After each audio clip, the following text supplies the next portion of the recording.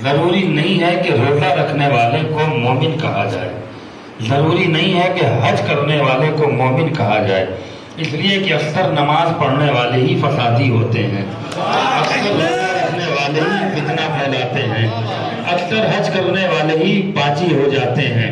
اس کا مطلب یہ ہے کہ یہ جو سند ہے یہ اور ہے، یہ جو عبادت کا معیار ہے وہ اور ہے۔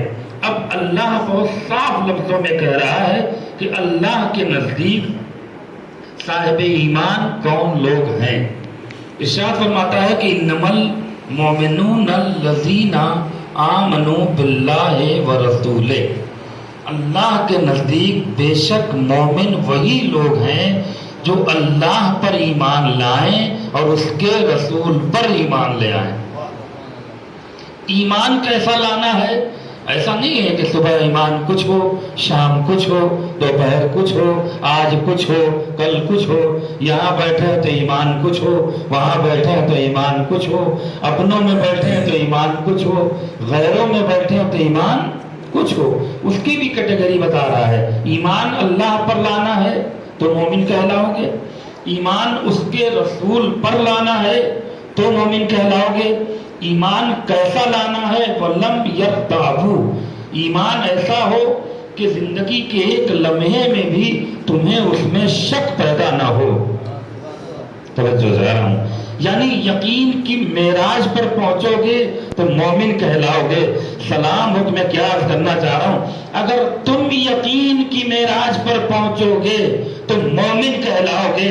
اب یقین ہوتا ہے کہ امیر المومنین کیا فرما رہے ہیں، میری نگاہوں سے جتنا چاہے پردہ ہٹاتے جاؤ، تمہارے پردہ ہٹانے سے نہ میرے یقین میں اضافہ ہوگا نہ یقین میں کمی ہوگی۔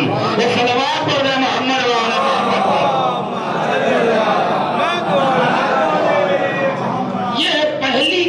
کہ ایمان مضبوطی کے ساتھ لانا ہے، ایمان میں ذرہ برابر بھی شک پیدا نہ ہو۔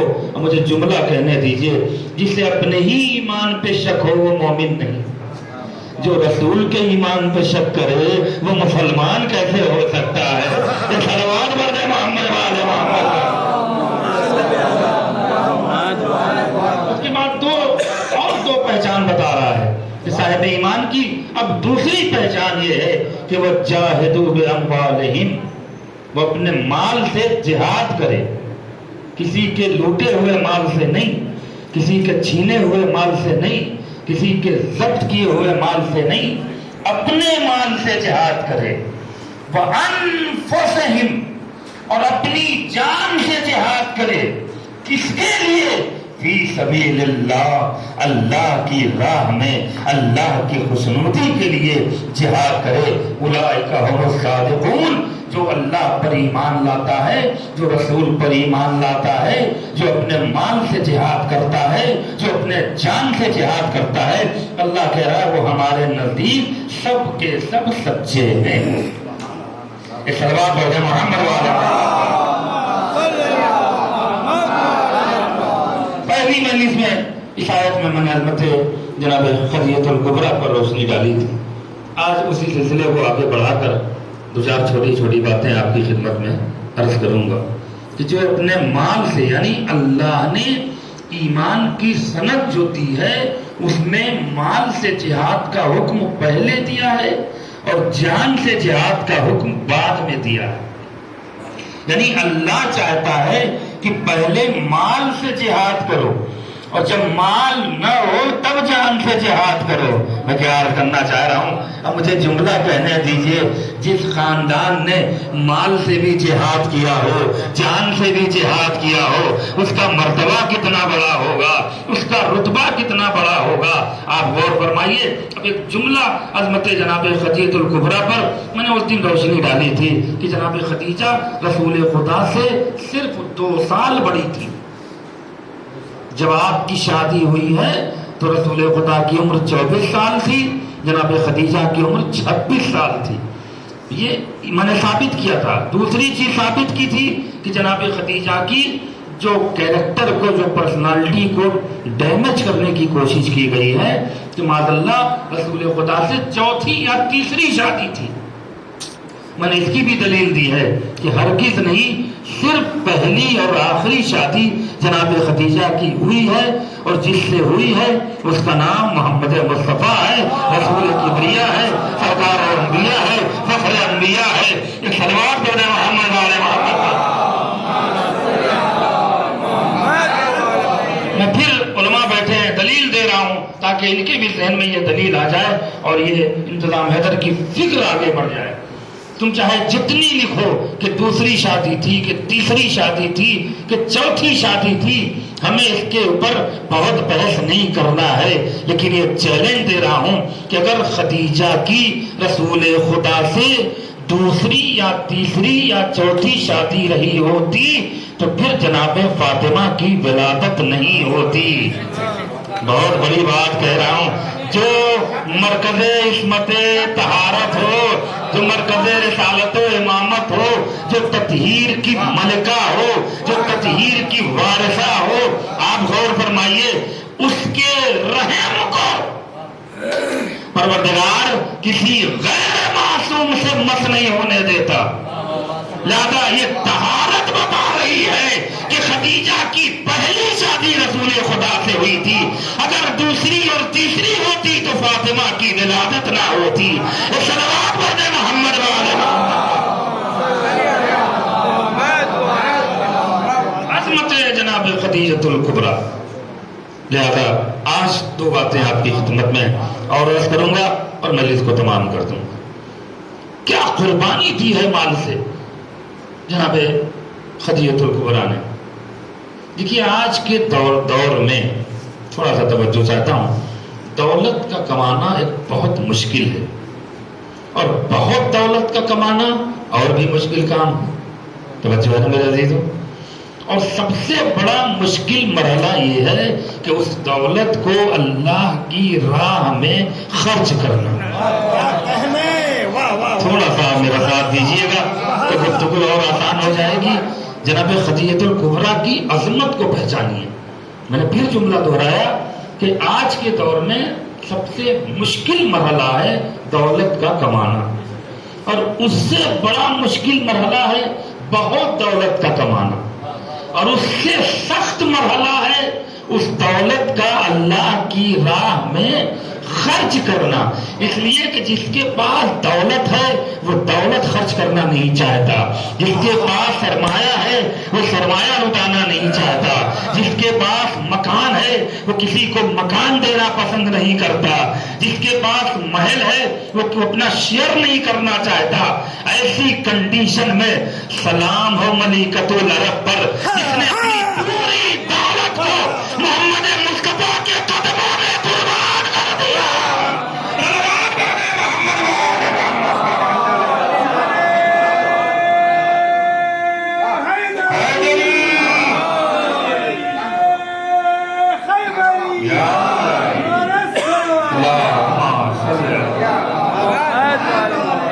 پوری دولت کو اسلام کی خاطر محمد مصطفیٰ کے قدموں میں لا کے ڈال دیا۔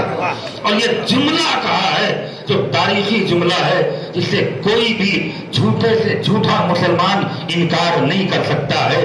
جب دولت قدموں میں رکھی تو ایک عظیم جملہ کہا جناب شہزادی خدیجۃ الکبریٰ نے کہ اے فخر انبیاء، اے سرکار انبیاء، اے فخر موسیٰ، اے فخر عیسیٰ، میں آپ کی زوجیت میں آپ کی بیوی بن کے نہیں آئی ہوں بلکہ کنیز بن کے آئی ہوں، اور اس دولت سے اسلام کی نصرت کرنا چاہتی ہوں۔ صلوات پڑھیں محمد آپ نے غور فرمایا۔ لہذا یہ سب نمک کھائے بیٹھے ہوئے ہیں، نمک حلال خوش ہوتے ہیں، نمک حراموں کا چہرہ اتار جاتا ہے۔ سلامت ہو، سلامت رہو، صلوات پڑھیں محمد والے محمد۔ اب آئیے عظمت خدیجۃ الکبریٰ۔ دیکھیے یہ میری ذاتی محنت ہے جو آپ تک پہنچا رہا ہوں۔ علماء بیٹھے ہیں شاید یہ بھی اتفاق کریں۔ جناب خدیجہ کی زیارت کس نے لکھی ہے؟ میں بچوں کو بتانا چاہتا ہوں کہ زیادہ تر زیارتیں جو آج ہمارے درمیان ہیں وہ ہمارے اور آپ کے چھٹے امام امام جعفر صادق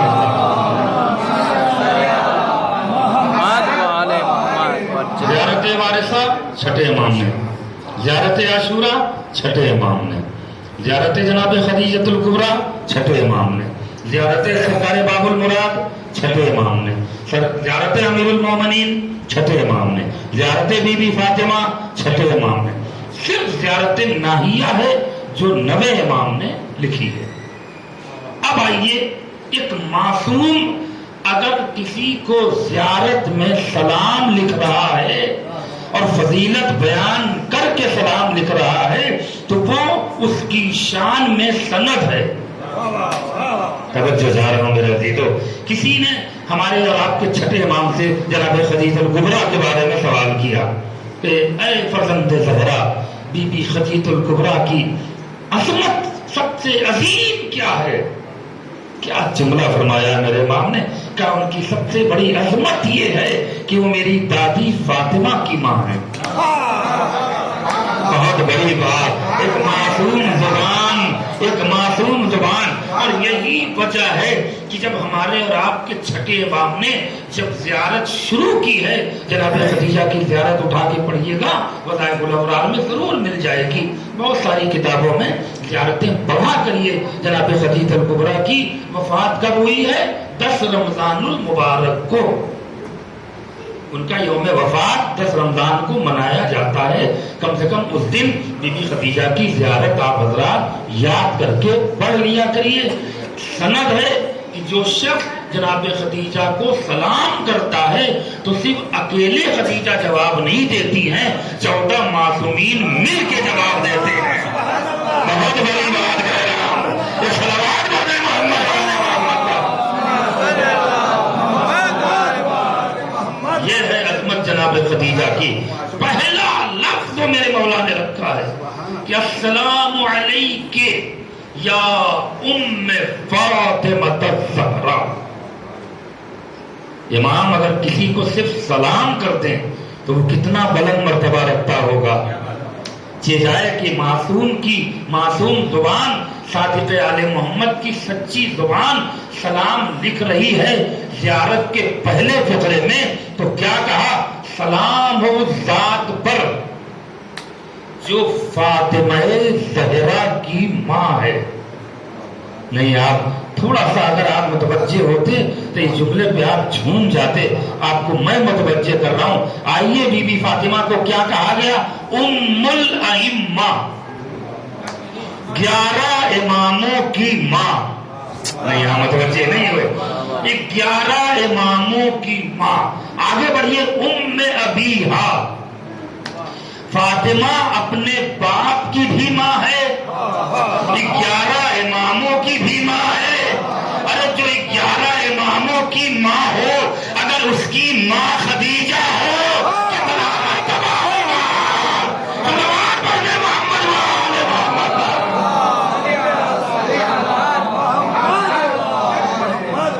بلند پر صلوات پڑھ رہے محمد۔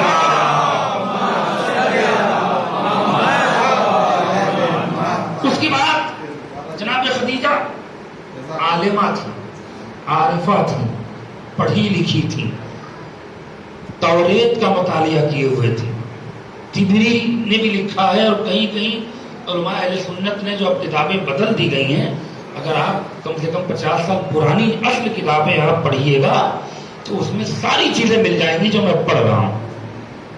توریت کی عالمہ تھی، انجیل کی عالمہ تھی، زبور کی عالمہ تھی، صحیفوں کی عالمہ تھی، عذرا تھی، بے شمار کتابوں کا مطالعہ کیے ہوئے تھی۔ توجہ ہے نا میرے عزیزو؟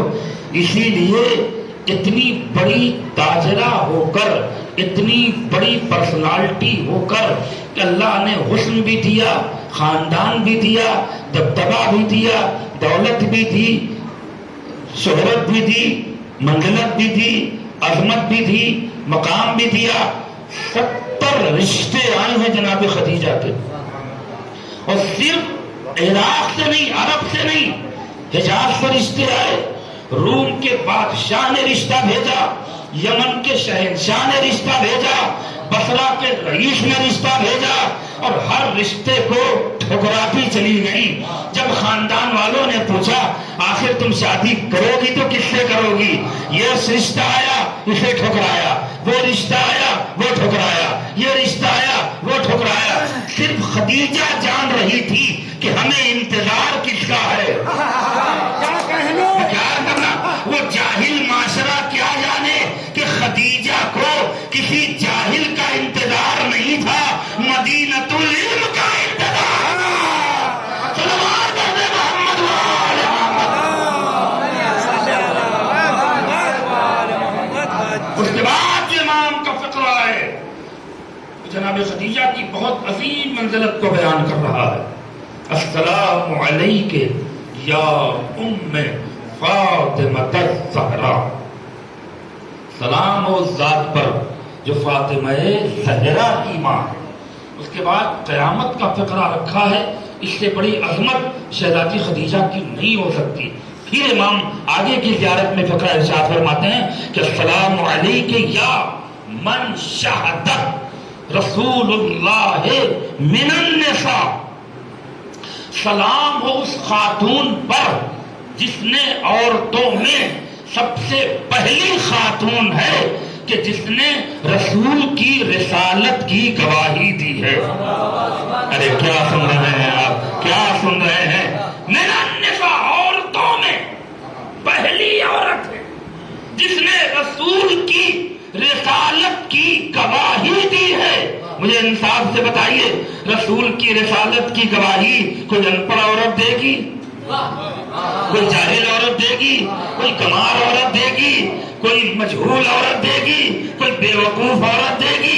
میں کہاں لے کر آنا چاہ رہا ہوں؟ رسالت کی گواہی وہی خاتون دو گی جو رسول کو بھی پہچانتی ہو، اس کی رسالت کو بھی پہچانتی ہو.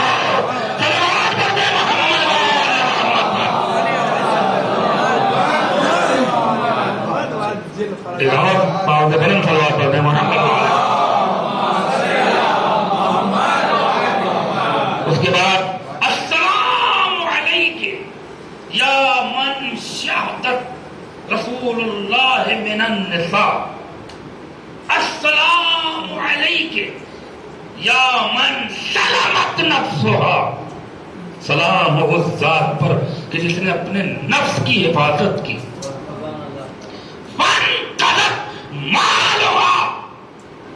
لرسول رب العالمین ورحمۃ للعالمین.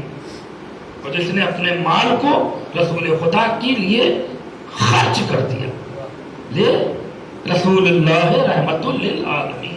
یہ امام کی زیارت کے فقرے ہیں. میں گفتگو مختصر کرتے ہوئے تھوڑا آگے بڑھ کر دو چار عظمت اور بیان کر کے مختصر طور پہ رحمت کو تمام کرنا چاہتا ہوں. امام نے ضمانت لی ہے، جناب خدیجہ کی شادی کی ضمانت لی ہے اس فقرے میں. السلام علیک یا من سلمت نفسها، جس نے اپنے نفس کی حفاظت کی. امام کہہ رہے ہیں اور خدا کی سچی زبان کہہ رہی ہے، جس کے نفس کی سلامتی اور حفاظت کی گواہی امام جعفر صادق دے دیں، وہ کسی بنیا بکال سے شادی نہیں کر سکتی. صلوات علی محمد وآل محمد. اتنے جل کے اور بلند آواز سے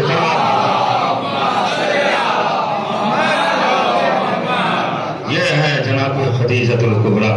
اب ذرا ایک اور عظمت سن لیجئے اور شاید آپ کا ایمان تازہ ہو جائے کہ جناب خدیجہ کی عظمت کیا ہے. تہذیب اسلام یہ کتاب ہے جو کلچر پر بنی ہے اور ہر مسلک میں یہ کتاب لکھی جاتی ہے. تہذیب اسلام جس میں یہ سارے آداب سکھائے جاتے ہیں کہ گھر میں کیسے رہنا ہے، استاد کے سامنے کیسے بیٹھنا ہے، ماں باپ کے ساتھ رویہ کیا کرنا ہے، دوستوں کے ساتھ کیسے رہنا ہے.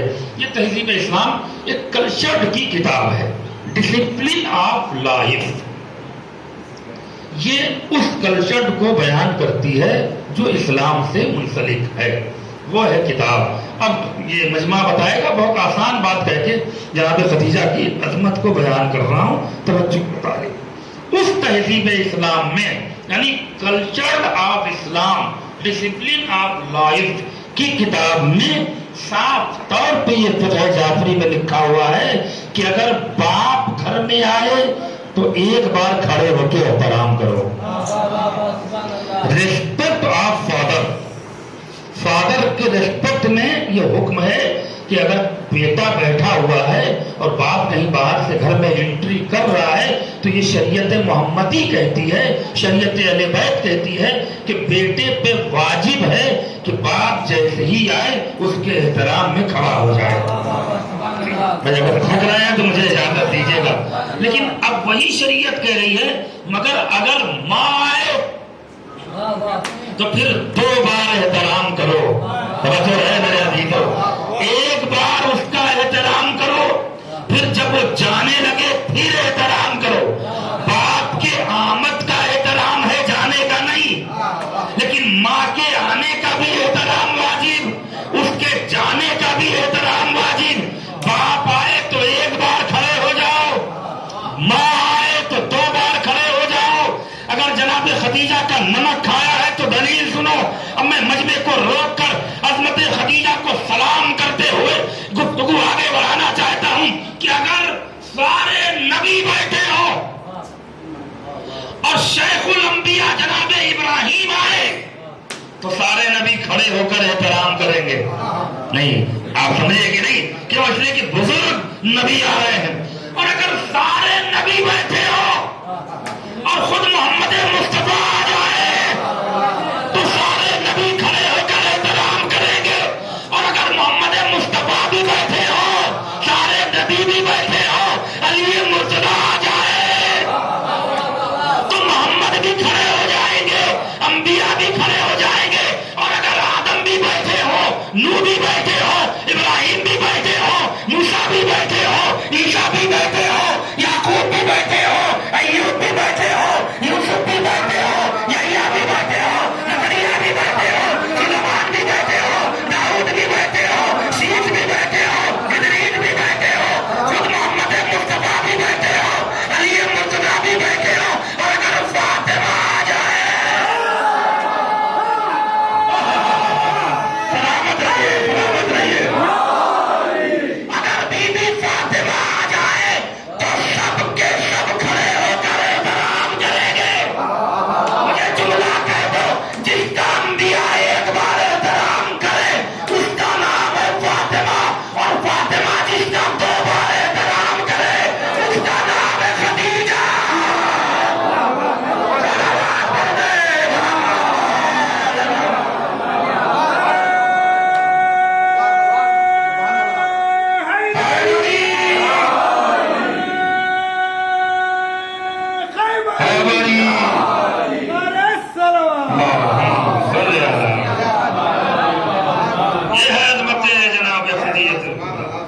کائنات جس کا احترام کرے اس کا نام ہے فاطمہ، اور فاطمہ جس کا احترام کرے اس کا نام ہے خدیجہ.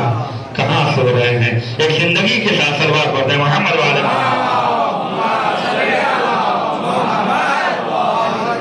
آیت اللہ محمد مہدی اجتہادی، بہت بڑا نام ہے ایران کا.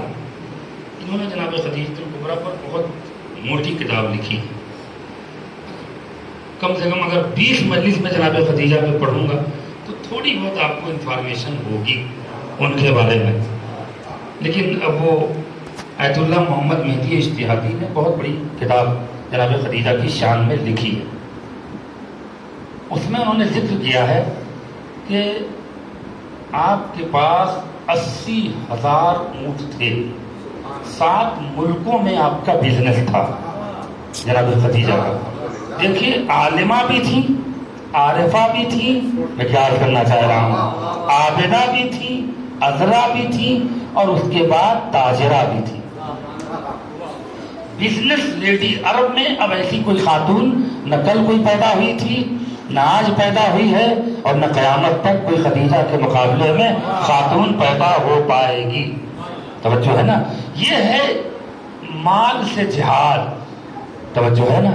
اب ذرا روک رہا ہوں میرے عزیزوں، بہت عظیم بات کہنے جا رہا ہوں، اور شاید اس کے آگے گفتگو پڑھ بھی نہ سکے. ایک زندگی کے ساتھ سلوات پڑھتے ہیں محمد.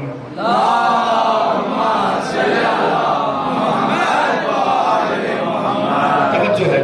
تاریخ اسلام میں روکیے گا اپنے کو, بہت بڑی عظمت پڑھنے جا رہا ہوں, توجہ کا طالب.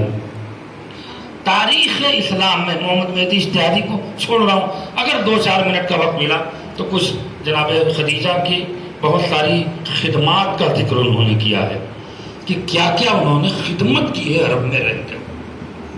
جملہ کہہ دوں, بیت المال کی فاؤنڈر ہے جناب خدیجہ. اس لیے کہ بیت تو تھا مگر مال نہیں تھا. لوٹنے والے اور ہاں لٹانے والے اور ہیں. سلوات پڑھتے محمد والے محمد پر. تو بیت تو تھا مگر اس میں مال, تو اس مال کو بھرا کس نے؟ اس بھرنے والی ذات کا نام خدیجۃ الکبریٰ. کہاں سے پہلا جو قسط جو پہلی اس میں ڈالی ہے جناب خدیجہ نے, معلوم ہے کتنی ڈالی؟ 70,000 دینار, 500 اونٹ. یہ پہلی بنیاد بیت المال میں ڈالی ہے. اور یہ کہہ کے نبی سے ڈالا کہ ان پیسوں سے ان یتیم بچوں کی پرورش ہوگی کہ جن کو ہم نے قتل سے بچا کر ان کی ماں باپ سے لے کر ہم نے انہیں پالا ہے. لہذا انہوں نے سب سے پہلے عرب میں دارالبنات قائم کیا. توجہ ہے, لڑکیوں کی حفاظت والا گھر. متوجہ نہیں ہو رہے میرے عزیزوں, اسے کہتے ہیں دارالبنات یعنی فیمیل ہاسٹل. توجہ تھا. یہ فاؤنڈر ہیں جناب خدیجہ. کن لڑکیوں کی؟ جو ماں باپ لڑکیوں کو قتل کرنے کے لیے لے کے آتے تھے, جناب خدیجہ انہیں گود لے لیتی تھی. دیکھیے کیا قربانی ہے جناب. وہ کتنی تھی معلوم ہے؟ 7,000 لڑکیاں تھیں. 7,000 وہ لڑکیاں تھیں جنہیں ماں باپ سے چھین کے جناب خدیجہ نے پرورش کی اور دارالبنات بنایا. انہیں تہذیب بھی سکھائی, تربیت بھی دی, تعلیم بھی دیا, سلیقہ بھی دیا, شعور بھی دیا, کمال بھی دیا, فضیلت بھی دی. بھائی عرب کا ماحول ایسے ہی نہیں بدلا ہے. جہاں گماریت زیادہ ہو وہاں شرافت کا سکہ نہیں چلتا ہے. یہ خدیجہ کو سلام کرو کہ اگر آج عرب میں خواتین میں شرافت کا سکہ قائم ہے تو یہ خدیجہ کی بدولت ہے. سلوات پڑھ دے محمد والے محمد پر. جناب خدیجہ کیا ہے؟ جب مفلس ہوئی شادی کے بعد اسی بیت المال سے سارے نبی کی بیویوں کا وظیفہ رہا, سارے صحابیوں کا وظیفہ رہا, سارے خلفاء کا وظیفہ رہا. بھائی یہ جو جمل کے بعد جو کنٹروورشیل ماحول پیدا ہوا ہے عائشہ کو لے کر, اس کی اصل ریزن کیا ہے؟ جنگ جمل کا اصل بنیادی مسئلہ کیا ہے؟ یہی بیت المال ہے نا. یہی انکم, جس کی انکم بند ہو جائے وہ بھی حرام کی انکم, وہ تو پاگل ہو ہی جائے گا. یہ راج رشتی تھی بیت المال پر. تیسرے خلیفہ نے ان کا وظیفہ بند کر دیا. تیسرے خلیفہ نے ان کا عائشہ کا وظیفہ بیت المال سے بند کر دیا. انہوں نے احتجاج کیا, علی کے پاس آئیں, کہاں لے کر آنا چاہ رہا ہوں, اے ابو الحسن ہمارا وظیفہ اسٹارٹ کرائیے. کہ جس کے اختیار میں بیت المال ہے اس سے جا کر کہو. میں کیا عرض کرنا چاہ رہا ہوں, نہیں ہوا. اور یہیں سے سازش رچی گئی قتل عثمان کی, جس کے نتیجے میں جنگ جمل پیش آئی. یہ ہسٹری ہے, یہ تاریخ ہے. پھر کبھی آؤں گا, میں ان ساری چیزوں پر تحقیق کر کے بیٹھا ہوں. پھر کبھی موقع ملے گا تو ہم اپنے قوم کے بچوں کو, جوانوں کو یہ ساری انفارمیشن دیں گے. ان کا جاننا بہت ضروری ہے. فارمیلٹی کے شیعہ بننے سے کوئی فائدہ نہیں. شیعہ وہی ہے جو پوری ڈیٹیل جانتا ہو اور اہل بیت کی پوری معرفت رکھتا ہو. سلوات پڑھ دیں محمد والے آپ نے غور فرمایا. تو وظیفہ لیتی تھی, مگر جناب خدیجہ نے سوکھی روٹی پانی میں ڈبو کے کھا لیا. اور سہیلیوں کے تانے بھی سہ لیے کہ سب کچھ تو تمہارا ہے، آج تمہیں بائیکاٹ کیا گیا، تمہاری ساری پراپرٹی کو چھین لیا گیا، تمہارے سارے پیسے ضبط کر لیے گئے، تمہارے سارے بزنس کو لوٹ لیا گیا ہے، لیکن بیت المال کی فاؤنڈر تو تم ہو، جاؤ پیسہ لے کر آؤ، اچھے کھانے کھاؤ، اچھی طرح رہو۔ یہ سوکھی روٹیاں اور یہ کھال کی چٹائی زیب نہیں دیتی ہے کہ خدیجہ اس عالم میں زندہ رہے۔ کیا جواب دیا خدیجہ نے؟ کہ یہ تم بات صحیح کہہ رہی ہو، لیکن اگر ایک بار بھی ہم بیت المال سے وظیفہ لے آئے تو نبی کی اور بیویوں میں ہم میں کوئی فرق نہیں رہ جائے گا۔ صلوات بردے محمد آخری بات، اور اس کے بعد اجازت انشاءاللہ حیات میں ساتھ دیا، اور اگر فری رہا آپ نے یاد بھی کیا تو پھر انشاءاللہ آپ کی خدمت میں حاضر ہو جاؤں گا۔ لیکن ایک اہم بات جناب خدیجۃ الکبریٰ کے حوالے سے اور مسائل والمجلس تمام پورے مجمع کو میں چاہتا ہوں کو اس جملے میں شریک ہو۔ مال سے جس ذات نے اسلام کے لیے جہاد کیا اس کا نام ہے خدیجہ، اور جان سے جس ذات نے اسلام کے لیے جہاد کیا اس کا نام ہے جناب ابو طالب۔ تھکنا نہیں میرے عزیزو۔ اب آئیے، پروردگار تو قرآن میں ایک قانون بنا رہا ہے، یہاں سے پورے مجمع کی توجہ چاہتا ہوں۔ پروردگار تو قرآن میں ایک قانون بنا رہا، کیا قانون بنایا؟ هل جزاء الاحسان الا الاحسان۔ دیکھو ہمارا قانون یہ ہے کہ اگر تمہارے ساتھ کوئی احسان کرے تو تم بھی بدلے میں اس کے احسان کرو۔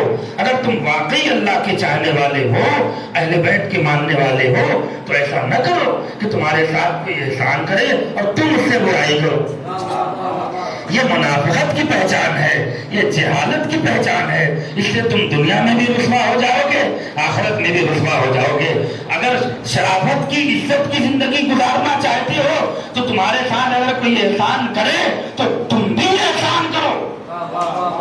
یہ ہے قرآن کا عمل، قرآن کا قانون، اسلام کا میسج، قرآن کا میسج۔ پروردگار تو نے بندوں کے لیے قانون بنا دیا کہ جو احسان کرے اس کے بدلے میں تم بھی احسان کرو۔ پروردگار جو ذات نے تیرے اسلام پر احسان کیا، ایک ذات کا نام خدیجہ ہے، دوسری ذات کا نام ابو طالب ہے۔ پروردگار ذرا یہ بھی تو بتا دے، اس نے تیرے دین پر احسان کیا، تو نے احسان کا بدلہ کیا دیا؟ توجہ چاہو، خدیجہ نے احسان کیا دین پر، ابو طالب نے احسان کیا خدا کے دین پر۔ تو بندوں سے تو کہہ رہا ہے کہ احسان کا بدلہ احسان ہے۔ پروردگار ان دو ذات کے احسان کے بدلے میں تو نے احسان کیا دیا؟ قدرت آواز دے گی، جو بدلہ ہم نے دیا وہ کسی نے نہیں دیا۔ پروردگار بدلہ کیا دیا؟ کہا خدیجہ کو فاطمہ جیسی بیٹی دے دی، ابو طالب کو علی جیسا بیٹا دے دیا۔ برباد کر دے محمد والا۔ مل کے بڑھے گا۔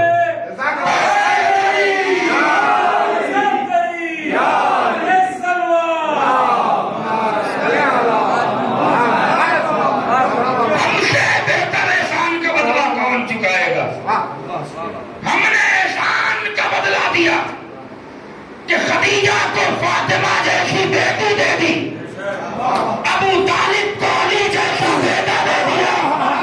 اے پروردگار ادھر بیٹی دی ادھر بیٹا دیا، تیرے محمد کا کیا ہوگا؟ تیرے محمد کا کیا ہوگا؟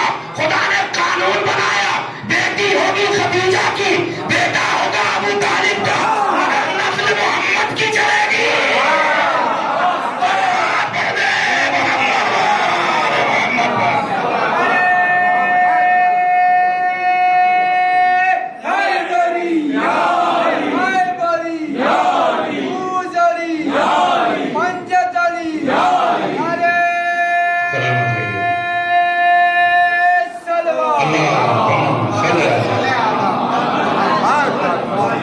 یہ ہے عظمت جناب خدیجۃ الکبریٰ۔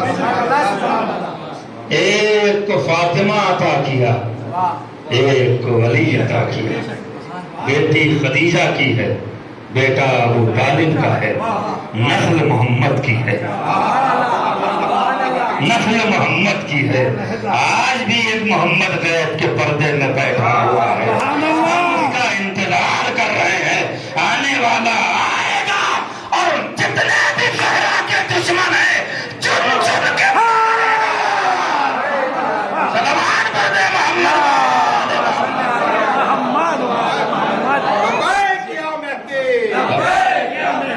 لبیک یا مہدی، لبیک یا مہدی، حیدری یا خیبری یا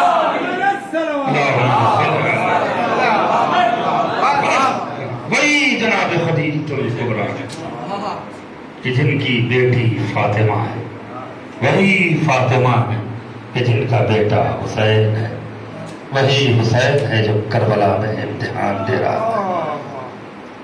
بس باب اعظم 8 سفر کی شب گزر رہی ہے، 10 سفر کی شہادت ہے جناب سکینہ کی۔ اولاد والوں کا مجمع ہے۔